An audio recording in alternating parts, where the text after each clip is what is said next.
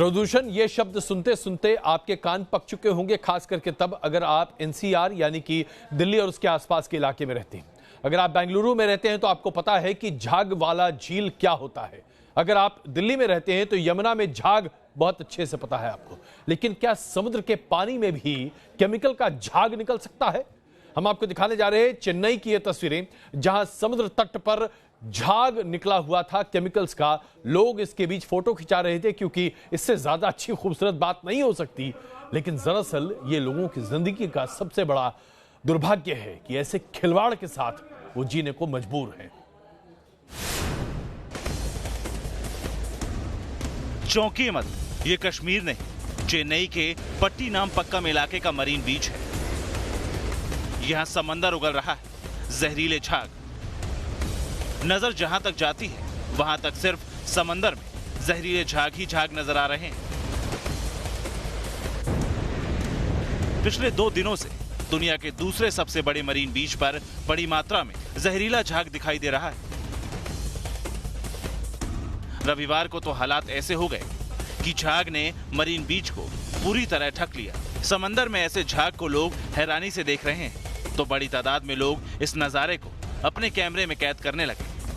बच्चों के लिए समंदर का ये झाग मस्ती का मौका लेकर आया है। लेकिन इस झाग के साथ ही हवा में उठने वाली दुर्गंध धीरे धीरे बर्दाश्त से बाहर होने लगी। चिंता की बात तो ये भी है कि बीते 1 महीने में ये दूसरा मौका है जब समंदर में ऐसा झाग देखने को मिल रहा है। हम बता दें कि यहाँ का 7 किलोमीटर पे सिर्फ झाग ही झाग देखने को मिल रहा है। आप देख सकते हैं, मेरे वीडियो जर्नलिस्ट आपको दिखाएंगे कि यहाँ पे पूरा झाग से ये शोरलाइन आप देख सकते हैं, जहाँ तक दिख रहा है वहाँ तक पूरी तरह झाग ही झाग है। और ये आपको देख सकते हैं कि जैसे हम जब साबुन के साथ कपड़े धो रहे होते हैं तब जिस प्रकार का झाग यहाँ पे उभरता है, उसी प्रकार का झाग यहाँ पे आपको सफ़ेद रंग का बहुत ही ज़्यादा पैमाने पर देखने को मिलेगा। आप देख सकते हैं यहाँ पे।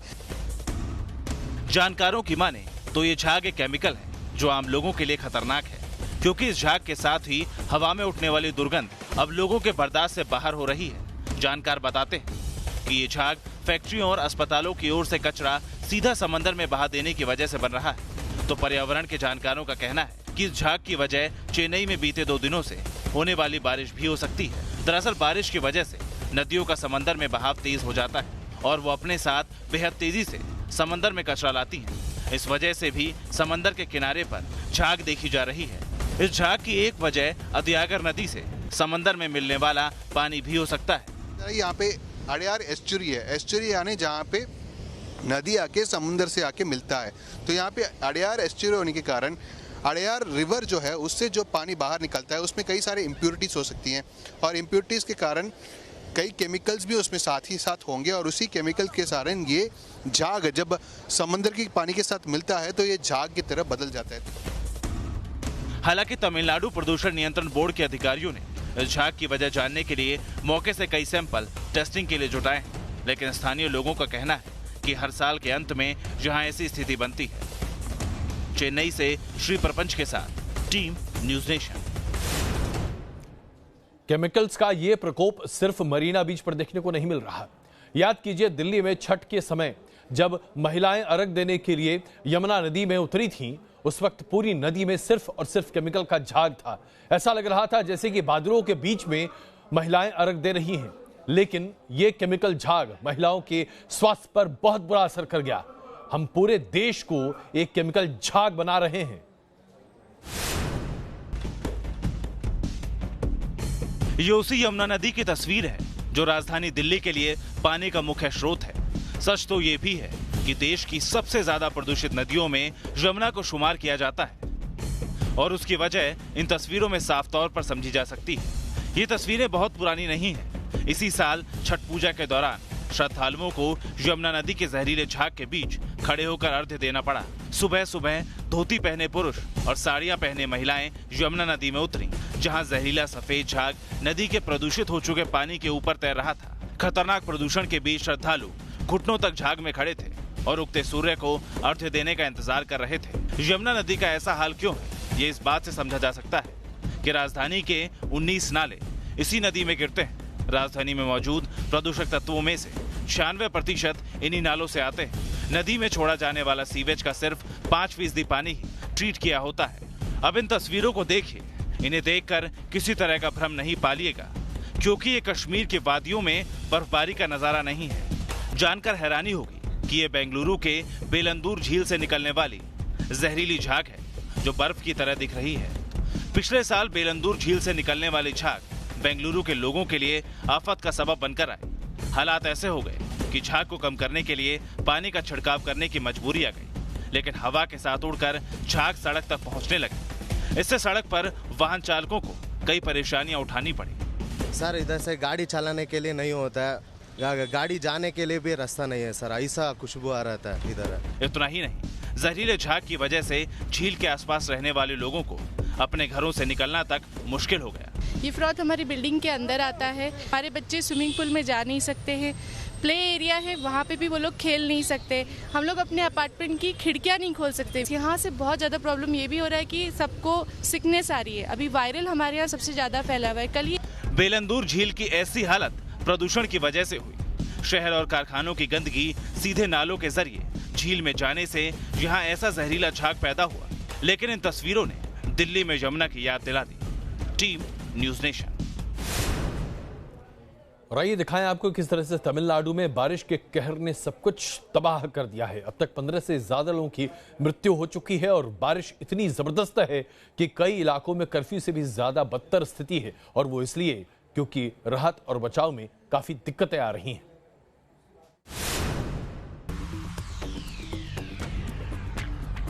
कोयंबटूर में बारिश का कहर, गिरी दीवार, मचा हाहाकार। दक्षिण भारत में भारी बारिश कहर बनकर टूटी है।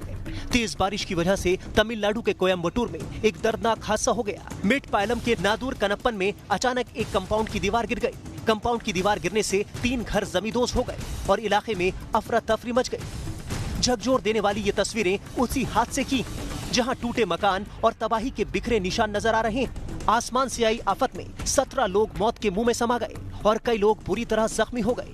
हादसे की खबर लोगों को मिली तो लोग मौके पर बड़ी संख्या में पहुंच गए। रेस्क्यू टीम भी बचाव के लिए मौके पर पहुंची। बड़ी बड़ी जेसीबी मशीनों के सहारे रेस्क्यू किया जाने लगा।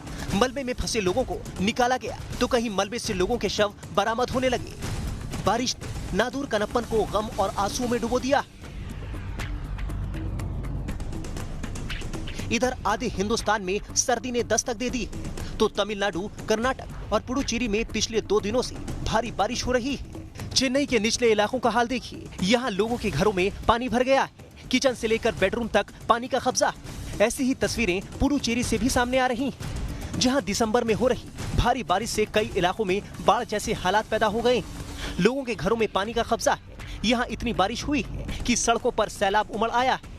ऊपर से परेशानी ये है कि अगले कुछ दिनों तक आफत की ये बारिश थमने वाली नहीं। मौसम विभाग ने अलर्ट जारी किया है कि अगले 48 घंटे में भारी बारिश की आशंका है।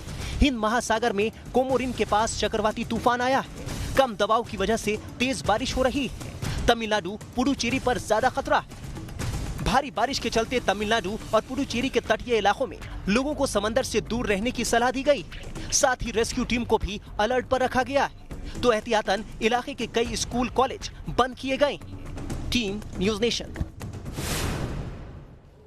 एक ताजा रिपोर्ट यह बताती है कि पूरी दुनिया में मौसम परिवर्तन की वजह से, बढ़ते जलस्तर की वजह से, प्राकृतिक आपदाओं की वजह से 2 करोड़ से ज्यादा लोग बेघर हो चुके हैं। उनके पास रहने के लिए घर नहीं है। क्या हम अपने ही आप खुद अपने जीवित रहते ही अपने पृथ्वी का सर्वनाश करना चाहते हैं? कैलिफोर्निया में बेकाबू होती आग, ऑस्ट्रेलिया में धूल भरी आंधी का कहर, अमेरिका में भयंकर बर्फबारी से सहमे लोग, दिसंबर के महीने में फ्रांस में सैलाब का असर, हिंदुस्तान के दक्षिणी राज्यों में बर्बादी की बारिश। दुनिया भर में मौसम के बदलते मिजाज से लोग परेशान हैं, तो पर्यावरण के जानकार सहमे और डरे। मौसम की ऐसी बदली हुई चाल ने दुनिया के माथे पर चिंता की लकीर खींच दी।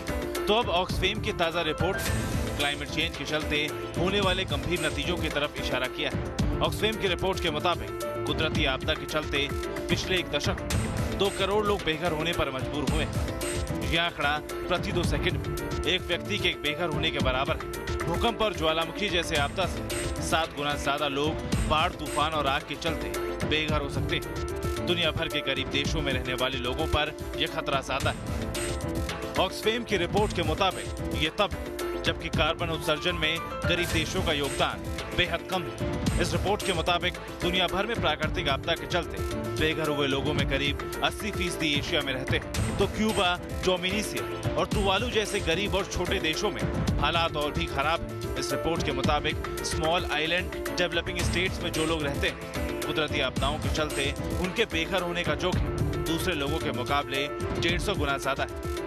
इस रिपोर्ट की माने तो सोमालिया और गोरे जैसे देशों में आंतरिक संघर्ष और क्लाइमेट में हो रहे बदलावों के चलते ज्यादा खतरा मंडरा रहा है। इतना ही नहीं, समंदर का लगातार बढ़ता जलस्तर भी इंसानी अस्तित्व लगातार चुनौती दे रहा है। जाहिर दुनिया भर में बदलते मौसम का मिजाज खतरे का अलर्ट दे रहा है। वक्त रहते इंसानों को कुदरत के इशारे को समझने की जरूरत है। Team news nation.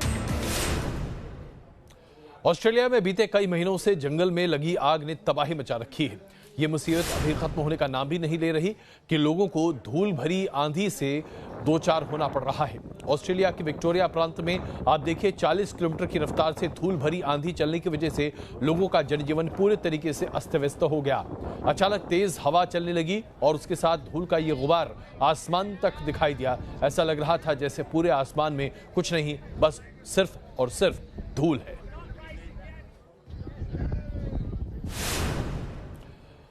और आइए, ये खबर आप सबके लिए इसलिए बड़ी महत्वपूर्ण है क्योंकि हम सब की जिंदगियां आज मोबाइल पर बड़े पैमाने पर निर्धारित हैं। मोबाइल का फोन, मोबाइल का डेटा हमारी जिंदगी की बुनियादी जरूरत है, लेकिन अब तमाम मोबाइल कंपनियों ने कीमतें बढ़ाई हैं तकरीबन 40%। जेब संभालिए, कॉल महंगी हो चुकी है। सस्ती कॉल और इंटरनेट के दिन अब लग गए हैं। कॉलिंग और इंटरनेट के लिए अब ग्राहकों को ज्यादा खर्च करने पड़ेंगे। वोडाफोन, आइडिया और एयरटेल की नई दरें 3 दिसंबर से लागू होंगी, जबकि जियो की नई दरें 6 दिसंबर से लागू की जाएंगी।